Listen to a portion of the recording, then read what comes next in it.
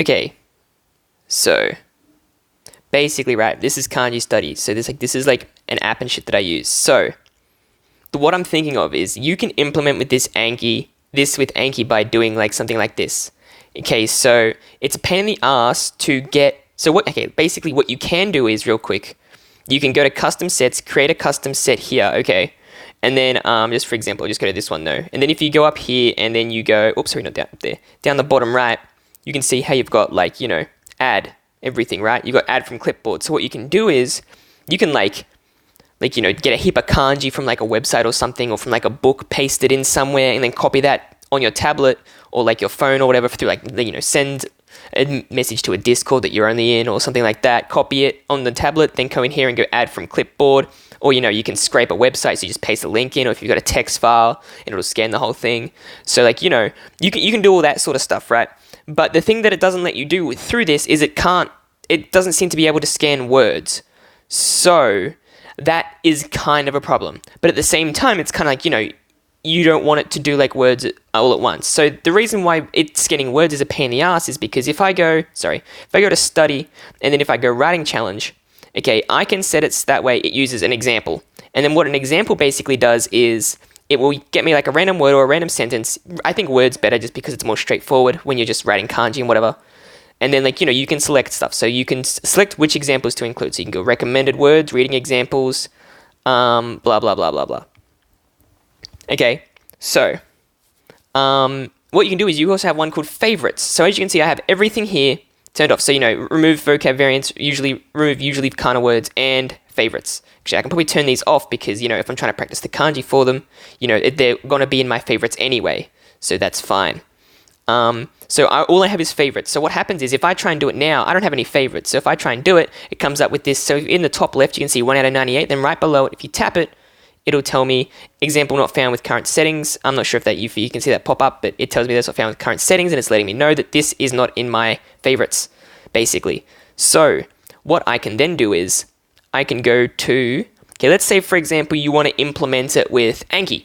Okay, just a quick example. Okay, and I'll even get my Anki up real quick just to just to get words to pull out of nowhere. Okay, I already have a few favorites. So these are like what vocab words for my class that I just need to learn how to write really, because I already know the words. It's just writing.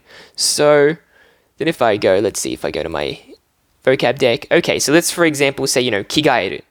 So let's see. Whoopsies, no, I don't want to search like so. So if it's -F, it's only going to show your favorites. So you can obviously just erase it, or you can just go straight up to search, which is probably a little better.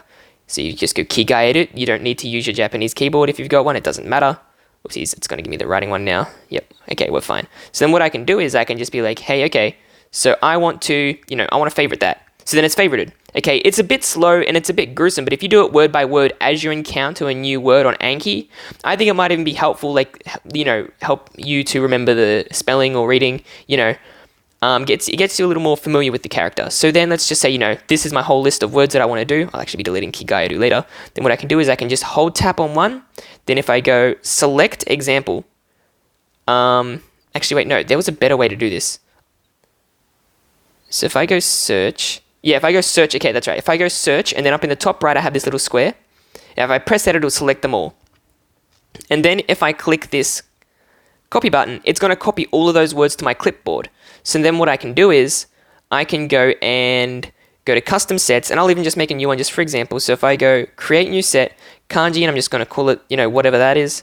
So if I go here, paste, add from clipboard, all of a sudden it's got all this stuff. So then if I go here and I go study, writing challenges, okay, it's only going to have words that are in my favorites, right?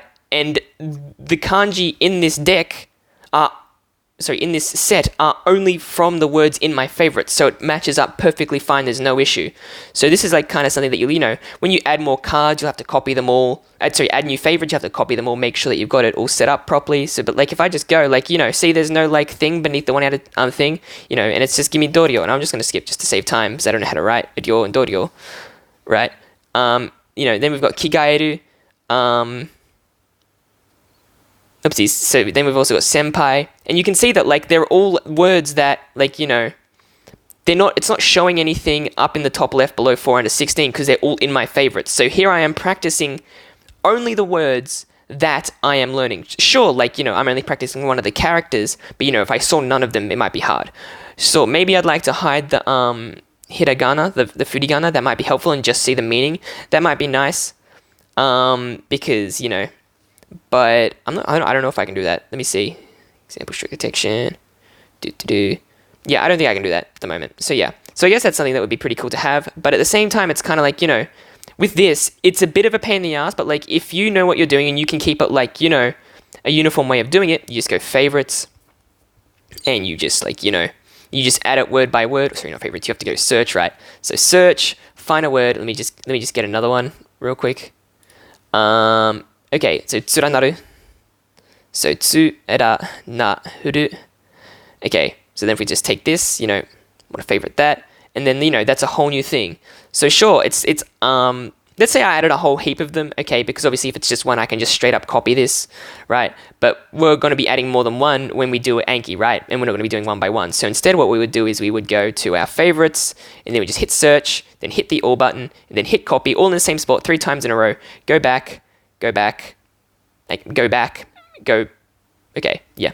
So then you go back to custom sets, you open up this set, and you go plus, and then you go add from clipboard, and it's only going to add one, because as you can see here, it's only got one kanji in here, because like, you only added one. So then what you can do is like, you can combine all these into one, just by like using the buttons up in the top, or you can split them up. So as you can see, the upwards direction is where it goes. So the one where there's 2 arrows is you split them up. So I've got 17, so what I can do is, let's say I want to have groups of just randomly, just 5. Okay, I'll have 2 left over, but that's okay. So I'll have 3 sets. Okay, and then there's 2 left over, so I'll end up with 4 sets, but 3 complete ones. So see? So then it goes like that. And then if I want to, I can just select this one, and I'm pretty sure I can just, it'll just go with the previous one. So yeah, so then the bottom one is now 7. So like, that's standard stuff though, but it's just kind of like, if you don't know how to use this app or you've never used it before, these are the kinds of things you can do. So if you have like, let's say you've done like, 100 words and you've got like 200 to 300 kanji in there, like, then what you can do is you can split it up. So like you're only going to see the words that you have favorited, and you're only going to be writing the words that you have favorited, but you can split it up so that way, like, I'll only do 20 kanji today, because like, reasonably you're only going to ever need like 2,000 and something kanji. I think it's like 2,136 off the top of my head, probably wrong, but like, that's like pretty standard. That's like N2. Sorry, not N2. That's N1. If you know all of those kanji and you know all of those words that also have all those kanji, you can probably go in and pass N1 as long as you've got the understanding, reading speed, comprehension, and everything else that goes along with it. So that said, you don't need to know how to write to do N1, but like, if you do have something where you need to know how to write, or you do want to know how to write, you can implement this with other studies in this kind of way, and it's only going to probably take you, I don't know, maybe an additional 5 to 10, well, adding on top of like how long you already take on Anki, like, let's say if you're doing 20 words, let's say, so it only takes me, if I go search and if I like, I'm already here and I'm already adding stuff, I could probably add a word in like, relatively quick, probably like 20 seconds. So like, just a random word, like if I just go kaigi, like, just meeting, and then I can just go here, and then I can just favorite it, and that's it. Like done. And then like, and then I just hit like the X there next to the search bar, and then I just type the next one in on my Anki that comes up as a new card. So yeah, that's basically how I think you can use kanji. It would be great if I could just like take a big heap of text, like, and have it like, identify the words, or like, allow me to put commas in between words, because then like, I could write something up to do that for me, or like, tabs or spaces, like, something doing that. Something delimiting it is the term. So that way you can read it, pass them into like my favorites list, and then I can just copy my favorites list into my kanji thing, and then I can just learn to write all those kanji. So based on only the words that are in that list, which I think would be excellent. But yeah, so yeah, that's basically it. Hopefully this was useful. Hopefully you can implement this somehow. I don't know. Yeah, but I mean, you have to have Android. So if you don't have Android, then like, you can still get KanjiStudy, but I'm not sure if it's the same by the same guy, and I don't think it can do the same things, but I don't know, because I don't have iOS. I have Android, both phone and tablet. So yeah.